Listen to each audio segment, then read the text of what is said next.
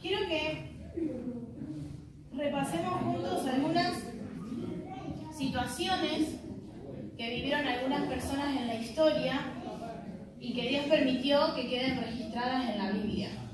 No las vamos a leer, las vamos a conversar. Muchas de ellas las conocemos, y si alguna no la conoce, estén tranquilos porque vamos a hacer un breve resumen de estas situaciones. La primera no la vamos a buscar, pero la podemos encontrar en Segunda de Reyes 5. Y en la historia de Segunda de Reyes 5 vamos a encontrar a un general del ejército del rey de Siria, llamado Naamán, que tenía en su casa a una niña que había sido quitada de entre su familia. O sea, los sirios fueron a atacar al pueblo de Israel y en ese ataque tomaron una niña y se la llevaron a Siria, y esta niña terminó en la casa de Naamán, sirviendo a la esposa de Naamán. Ahora resulta que Naamán tuvo un problema. Naamán se enfermó. Naamán tenía lepra. Y esta niña, que no sabemos su nombre, no sabemos quién era su familia, solo sabemos que era del pueblo de Israel y que había sido raptada de su hogar. Esta niña le dice a la esposa de Naamán que lo que Naamán tiene que hacer es ir a ver al profeta de su pueblo. Que si Naamán fuera a ver al profeta de su pueblo, seguramente ella estaba más que segura de que Naamán iba a ser sano. Una niña que fue raptada de su hogar de niña, introducida en un hogar diferente con personas que no eran sus padres y que tampoco la estaban adoptando para darle el amor de hija, sino que la tenían como sierva, como criada. De repente dejó de recibir palabra de Dios, porque en Siria no adoraban al Dios único y verdadero que adoraban en Israel. Cambió sus costumbres, su idioma. De repente fue metida en un mundo extraño, y sin embargo, frente a la situación que se presentó y frente al temor que seguramente me imagino que sería ir a decirle a su ama lo que tenía que hacer, ella no dudó y le dijo la cosa. El siguiente personaje que quiero que recordemos es a Timoteo. Timoteo, ya en el Nuevo Testamento, también era un joven a quien Pablo conocía, y Pablo le dice a Timoteo que reconoce en él la misma fe no fingida que tenían su madre y su abuela. Y eso está registrado en 2 de Timoteo 1. Pablo le habla a Timoteo de que reconoce esa fe que Timoteo tiene, porque ya la había visto en alguien, la había visto en su madre y en su abuela.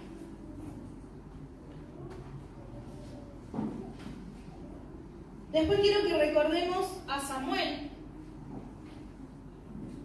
Ana, su mamá, se encontraba en una situación familiar donde en su corazón había mucho dolor porque no le podía dar hijos a su esposo.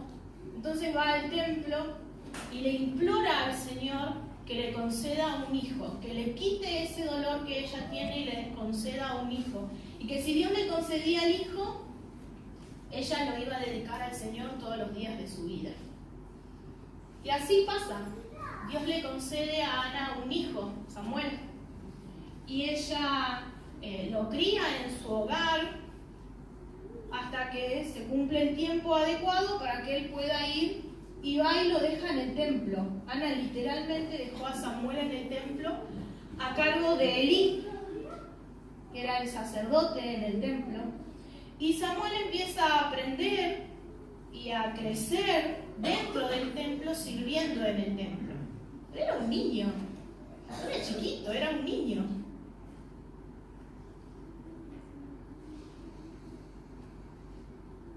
Y luego, en Lucas vamos a encontrar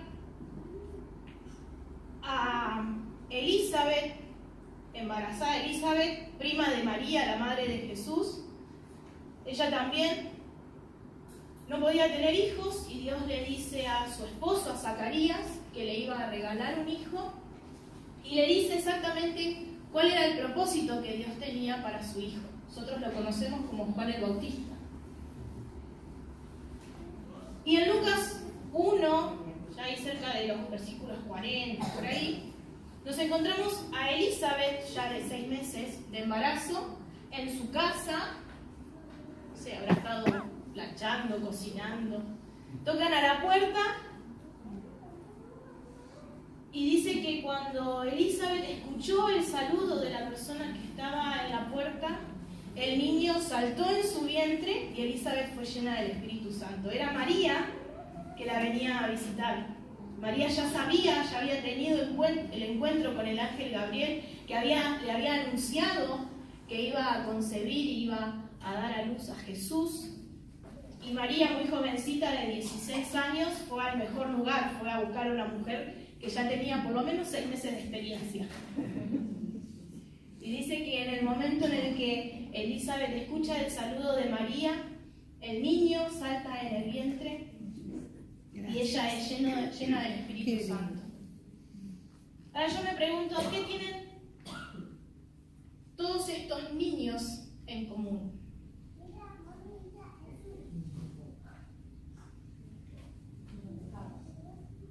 ¿Cómo?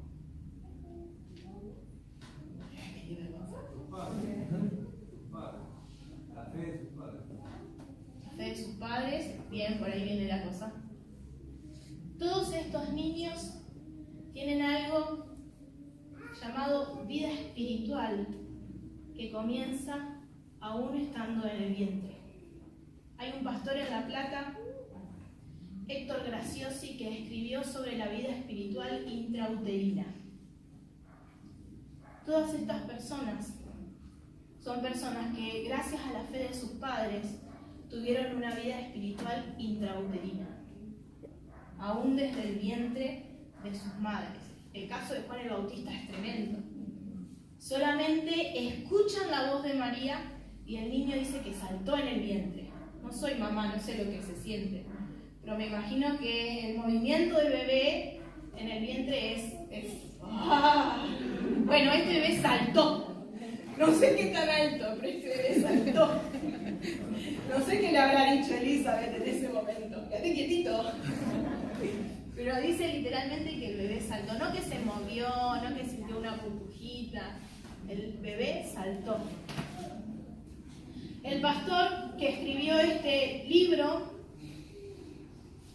nos contaba el sábado pasado en una reunión que tuvimos, y él compartía el devocional, cómo Dios lo llamó, cómo él conoce al Señor y cómo sin él saberlo Dios ya venía preparándolo para su ministerio aún desde que él estaba en el vientre de la madre. Y él cuenta sobre una situación que él tuvo de muy niño. Tenía un miedo en particular, una fobia en particular, pero él le tenía miedo a los fuegos artificiales. Pero era una cosa angustiosa, y él decía: yo vivía mis días deseando que no llegara Navidad y fin de año, porque esos momentos para mí eran trágicos. Y él termina descubriendo que mientras su mamá estaba embarazada de él, tuvieron una situación, si no me equivoco, un robo, un asalto, en donde en el medio hay un tiro, y él entendió, gracias a la guía del Espíritu Santo, que eso era lo que él tenía que sanar.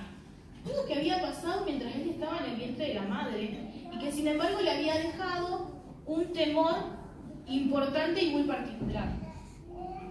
Y él empieza a tener vivencias, ya luego como siervo de Dios, empieza a tener experiencias de este tipo. Él, por ejemplo, nos contaba que ya siendo pastor, vino un matrimonio a pedir que oren por ellos, porque bueno, se habían enterado que estaban esperando un bebé.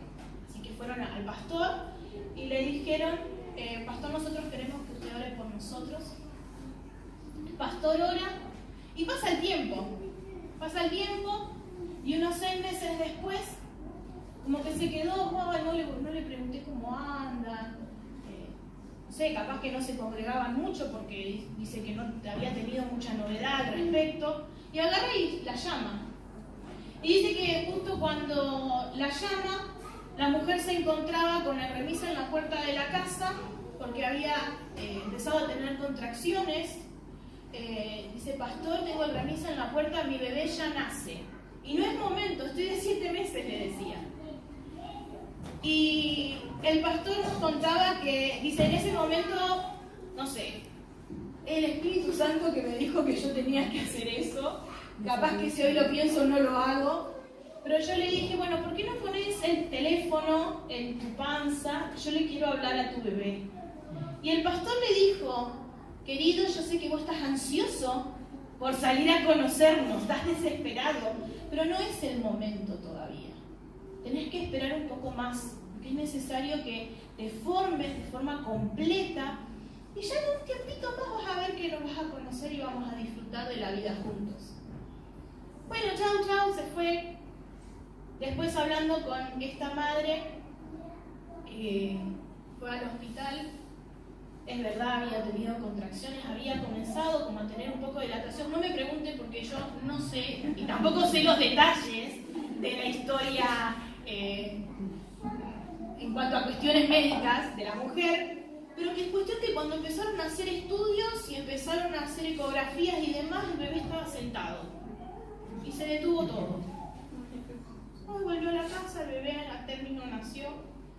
Entonces viene el matrimonio, ya con su hijito un poquito más grande, no tan bebé, lo tenían como a UPA, como mirando para atrás, y cuando se encuentran con el pastor Graciosi y empiezan a hablar, automáticamente el bebé se da vuelta, como si reconociera la voz que estaba hablando.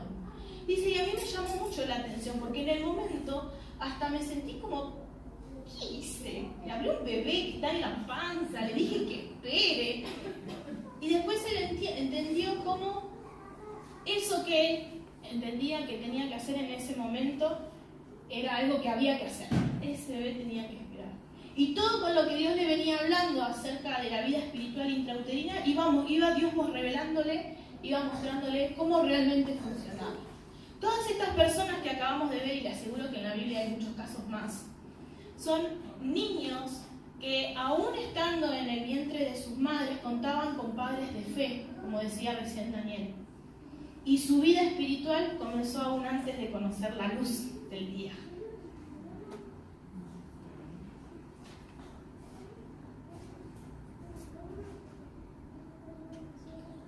Hay un caso particular que quiero que sí veamos.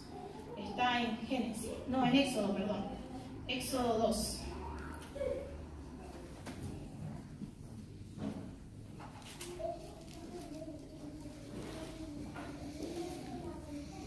En Éxodo 2 encontramos la historia de Moisés. ¿Cuántos conocen la historia de Moisés? ¿Y el resto? Bien, para los que no la conocen o no se acuerdan, la vamos a repasar juntos. Contexto. El pueblo de Israel está viviendo en Egipto. ¿Sí? Después de la época de José. El pueblo de Israel está viviendo en Egipto. Claro, el pueblo, ¿qué hizo? Y creció. Creció y creció y creció. Y claro, cambia ahí la dinastía faraónica, cambia el faraón. El que está ahora no había conocido a José, no había conocido la historia por la cual el pueblo de Israel estaba viviendo en Egipto. Y se empieza a dar cuenta de que los israelitas son un montón. Y dice, tenemos que hacer algo, porque si viene algún pueblo enemigo a hacernos frente y los israelitas se dan cuenta de los tantos que son, se les van a unir y nos van a ganar. Y vamos a perder. Entonces, empieza a planear cosas que hagan que detenga al pueblo de Israel. Entonces, por ejemplo, ellos trabajaban armando ladrillos de barro, entonces les empezaron a pedir una cuota más alta de ladrillos y empezaron a hostigarlos, a perseguirlos, a controlarlos. Y dice que cuanto más los oprimían, ellos más crecían el número. no sé. Pero era como que todo se le venía en contra, todo era al revés. Entonces Faraón dijo, bueno, vamos a hacer diferente, vamos a hablar con las parteras y que cuando tengan que ir a atender un parto del pueblo de Israel, se fijen, si es una niña, la dejan vivir, y si es un niño, lo van a tirar al río Nilo. Así, literalmente, una sentencia de muerte sobre todos los varones israelitas que nacieron en esa época. Y ahí viene Éxodo 2 que vamos a leer juntos. Dice, un varón de la familia de Leví fue y tomó por mujer a una hija de Leví, la que concibió y dio a luz un hijo. Y viéndole que era hermoso, le tuvo escondido 3 meses. Ahí todas las madres dicen que sus hijos son hermosos. Pero ella, viéndole que era hermoso, dijo, no, acá no, y agarró y lo escondió 3 meses. Pero no pudiendo ocultarle más tiempo, tomó una arquilla de juncos, la calafateó con asfalto y brea, y colocó en ella al niño y lo puso en un carrizal a la orilla del río. Y una hermana suya se puso a lo lejos para ver lo que acontecería. Es decir, le puso como una especie de guarda para que se fijara qué es lo que pasa con el niño. Y la hija de Faraón descendió a lavarse al río, y paseándose sus doncellas por la ribera del río, vio ella la arquilla en el carrizal y envió una criada suya a que la tomase. Y cuando la vio al niño, y aquí que el niño lloraba. Y teniendo compasión de él, dijo, de los niños de los hebreos es este. Entonces su hermana dijo a la hija de Faraón, es decir, la niña que estaba al cuidado de esta arquilla, ella tenía que cuidar a ver qué pasaba, entonces va corriendo la hija de Faraón y le dice, 7, ¿iré a llamarte una nodriza de las hebreas para que te críe este niño? Y la hija de Faraón respondió, ve. Entonces fue la doncella y llamó a la madre del niño, a la cual dijo la hija de Faraón, lleva a este niño y críamelo y yo te pagaré. Y la mujer tomó al niño y lo crió. Y cuando el niño creció, ella lo trajo a la hija de Faraón, la cual lo prohijo, es decir, lo adoptó y le puso por nombre Moisés. ¡Wow! Esta mujer hebrea había tenido a un niño, dijo, este se va a quedar conmigo, lo escondió 3 meses y viendo que no podía hacer, ya era medio imposible esconderlo, si alguien se iba a dar cuenta, armó una canastita, se fijó bien que no le entrara agua y la puso en el río. Y le dijo a la hermana mayor, vos fíjate lo que pasa. Aparece la hija de Faraón bañándose en el río y encuentra esta canastita con este bebé y se da cuenta que es hijo de los hebreos. ¿Qué tendría que haber pasado? Lo tendría que haber mandado matar, porque era lo que correspondía, ¿no? Es interesante que la hija de Faraón dice, hay un niño. Aparece la hermana de este niño y le dice, yo te puedo mandar a llamar a una mujer de las hebreas que te lo críe. Hacértela fácil, porque encima no es tuyo. ¿Y a quién va a llamar? A su propia madre. Resulta que esta madre no solamente conservó la vida de su hijo, sino que además lo crió con la autorización de la familia de Faraón.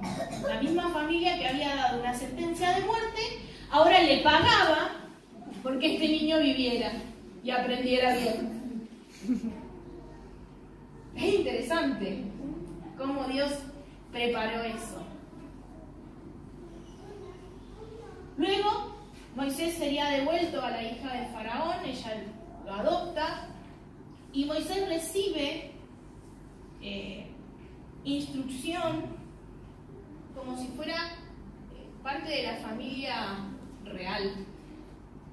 Él iba a aprender aritmética, él iba a aprender geometría, él iba a aprender astronomía, él iba a prepararse para ser parte de la gobernación del mismo Egipto, porque era parte de la familia de Faraón, fue adoptado como propio. Pero antes de recibir todas esas enseñanzas, su propia madre le enseñó acerca de las costumbres y de los valores y de las creencias de su propia familia. Esa que adora a Dios, esa que dedica su vida a Dios, que confía en el Señor, aquel que había guardado su vida. ¿Sabe qué fue lo que Dios le dio a esta mujer? Le dio tiempo. Dios le concedió a esta mujer tiempo para criar a Moisés sin miedo de que lo mataran, sin tener que andar escondiéndolo. Dios le concedió tiempo.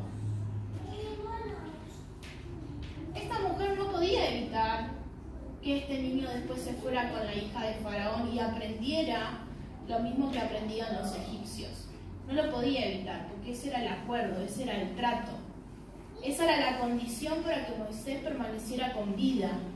Pero ella sí iba a aprovechar el tiempo que tenía para que Moisés tuviera bases que estén plantadas y fundamentadas en la palabra de Dios.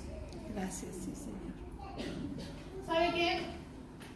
Nosotros no podemos evitar que los niños vayan a la escuela. Nosotros no podemos evitar que los niños se rodeen de gente que no cree en el Señor. A veces hasta en nuestra propia familia. No podemos tener a los niños encerrados en una burbuja porque no le estamos haciendo bien. ¿Qué es lo que nos corresponde hacer? Enseñar y aprovechar el tiempo que los tenemos con nosotros en casa. Yo, que los tengo conmigo en misioneritas, que pasan tiempo conmigo, porque yo no puedo evitar todo lo que va a venir después. ¿Qué es lo que necesitan? Una base sólida. La pregunta es quién pone esa base. Y hoy en día la base la pone la tele, la pone el celular, la pone lo que vemos en la calle. Y eso es lo que tenemos que evitar, haciendo lo que nos corresponde. Quizás conocí al Señor tarde. Mis hijos ya nacieron. ¿De qué vida espiritual intrauterina puedo hablar? Pero no importa. Es aprovechar el tiempo. Si yo tengo la posibilidad de enseñar a mis hijos antes de que nazcan, porque David dice, en mi embrión vieron tus ojos.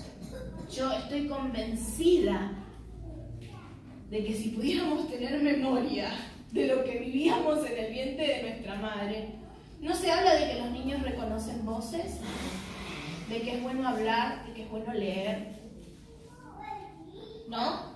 Y por ahí hay alguien que me puede decir, vos. Si yo no tuve la oportunidad de hacer eso, bueno, entonces aprovechemos lo que tenemos ahora.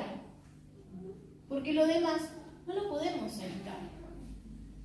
No podemos encerrar a nadie, no podemos empujar a nadie. Es más, tampoco vamos a poder evitar que nuestros hijos tomen decisiones por su propia cuenta, porque ellos también tienen libre albedrío. Pero si yo me aseguro, acuérdense de lo que dice Proverbio. Proverbio dice, instruye al niño en su camino y aun cuando fuere viejo, no se apartará de él. Cuando fuere viejo no está hablando de cuando use bastón y tenga canas. Ya basta con que tenga capacidad de decidir. Ya basta con que tenga que empezar a tomar sus primeras decisiones. En ese momento, ¿cuáles son las bases que los niños van a utilizar para tomar decisiones? ¿Me sigue? ¿Sí? Muy bien.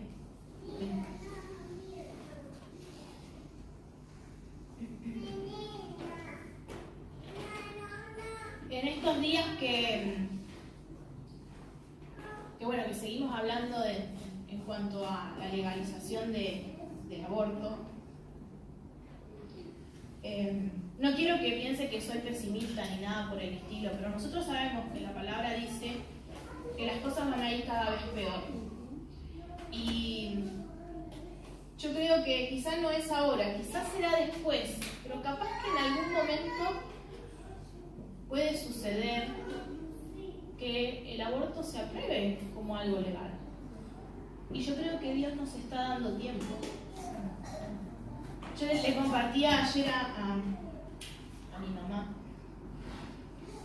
leyendo la historia de Moisés, es como si el que salga la ley fuera esta sentencia de muerte que Faraón puso sobre los chicos. Y el obrar de la hija del Faraón fueran todos esos senadores que votaron en contra. ¿Qué estaban haciendo? Nos estaban dando tiempo para prepararnos, para preparar a nuestros hijos. Porque yo ya soy una persona grande, soy una persona adulta, tengo mis propias decisiones. Pero ellos tienen que aprender. Y no aprender lo que digo yo, aprender lo que dice la palabra. Dios nos está dando tiempo para que hagamos las cosas bien. Para que no haya dudas, para que no haya sombra de variación. Para que yo sea la que se encargue de educar a mis hijos. ¿Sabe qué? En el proyecto de ley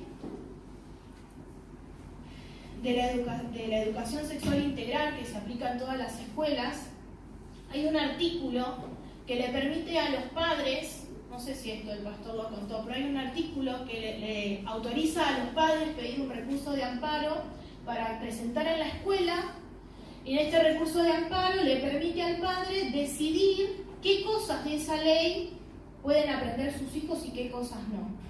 Y bajo el recurso de amparo, la escuela tiene que cuidar de que estos chicos reciban o no la educación que sus padres dijeron que querían. ¿Se entendió lo que dije?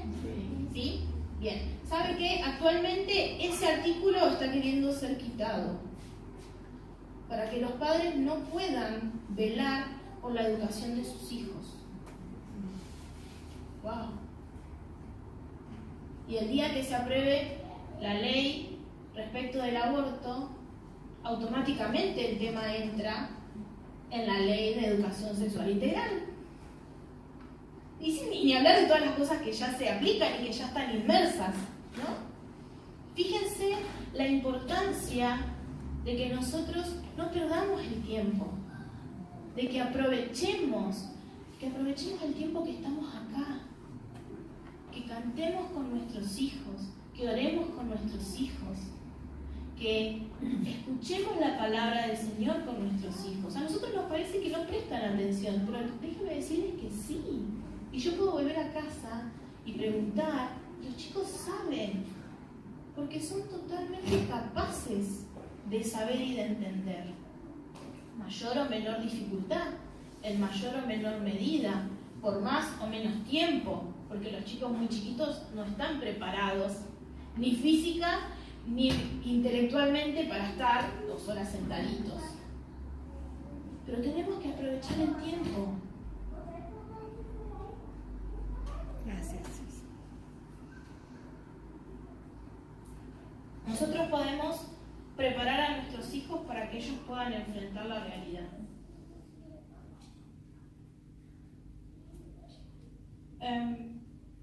Pensaba en Samuel. ¿Se acuerdan que recién le dije que Samuel era hijo de Ana? Ana lo crió y lo dejó en el templo. ¿Sí? ¿Se acuerdan? Bajo el cuidado de Elí. Elí tenía hijos. Y la Biblia dice que esos hijos no hacían lo que tenían que hacer. Usted puede leer ahí, Primera de Samuel, los primeros pasajes, y usted va a encontrar qué cosas hacían los hijos de Elí. Y Samuel era un niño que estaba metido ahí adentro, con Elí y con sus hijos. Y sin embargo, Samuel sabía muy bien cuál era su lugar. Y cuando Dios le llama, Samuel le dice, heme aquí. Hubo ahí una situación en el medio, claro, Samuel pensaba que era Elí que lo estaba llamando, entonces va y le dice, Elí, ¿me llamaste? No, yo no era, andate a dormir, le dice. Y cuando ya pasa la tercera vez, le dice, bueno, si te vuelve a pasar, responde, porque es Dios el que te está hablando. Y Dios lo llama de niño a Samuel. Y él estaba metido, o sea, su mamá le había enseñado, lo había cuidado, pero él ahora estaba metido en un lugar con Elí y con sus hijos, y hacían cualquier cosa. Y era lo que veía todo el tiempo, porque aparte Samuel vivía ahí. Y sin embargo, Samuel había sido muy bien educado para amar a Dios.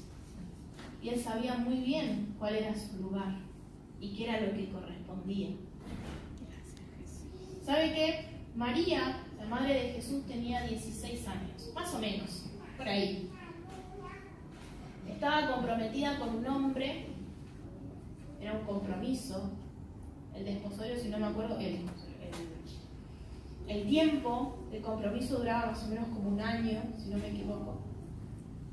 Estaban ahí, estaban en eso, pero no estaban casados.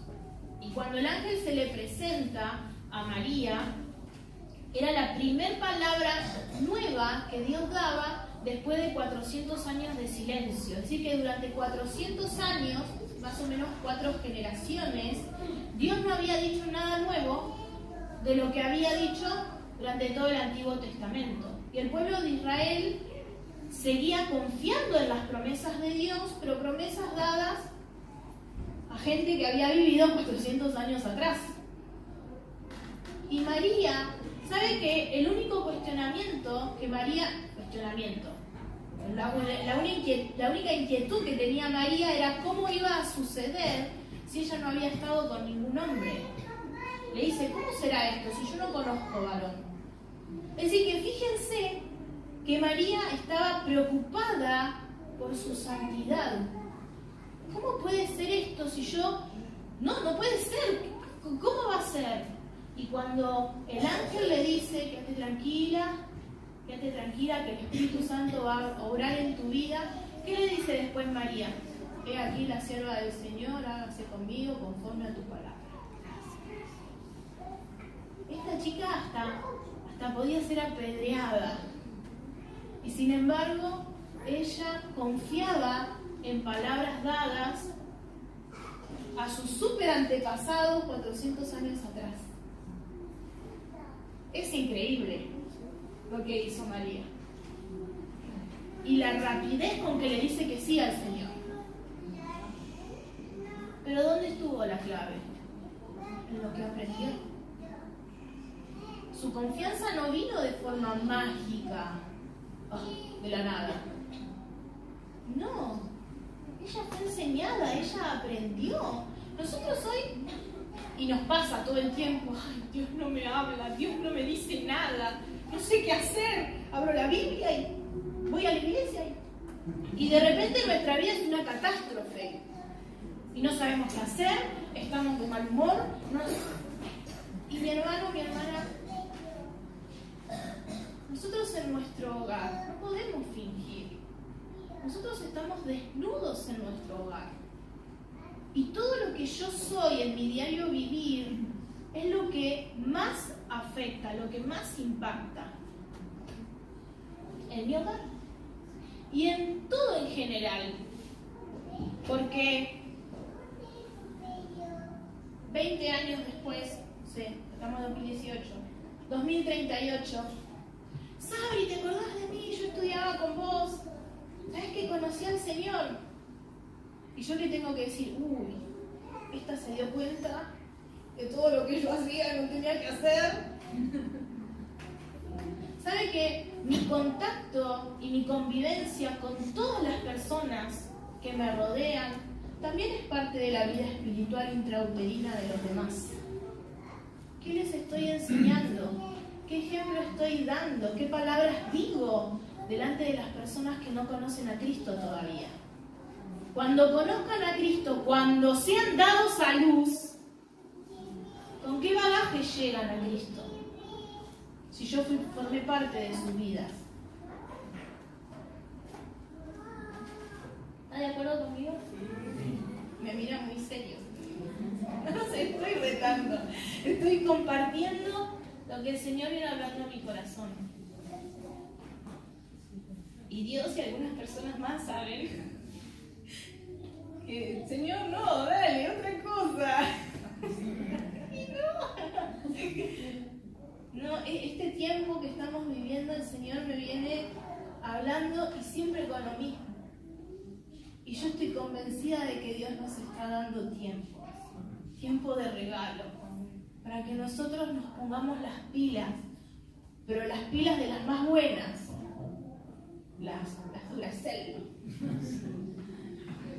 las que corren y nunca se agotan, para que nosotros tomemos un compromiso, renovemos el compromiso que alguna vez hicimos con el Señor, que revisemos, que nos hagamos una ecografía para ver cuáles son los datos, cuál es la información que nuestros hijos y que la gente que nos rodea está recibiendo de nosotros. Acompáñame a 2 Corintios 3.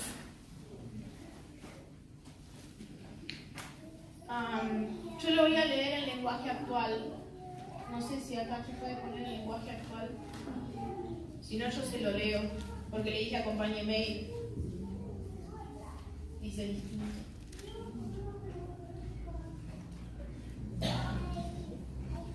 Voy a leer del versículo 2 al 5. Dice: todos pueden ver claramente el bien que Cristo ha hecho en la vida de ustedes. Repito, todos pueden ver claramente el bien que Cristo ha hecho en la vida de ustedes.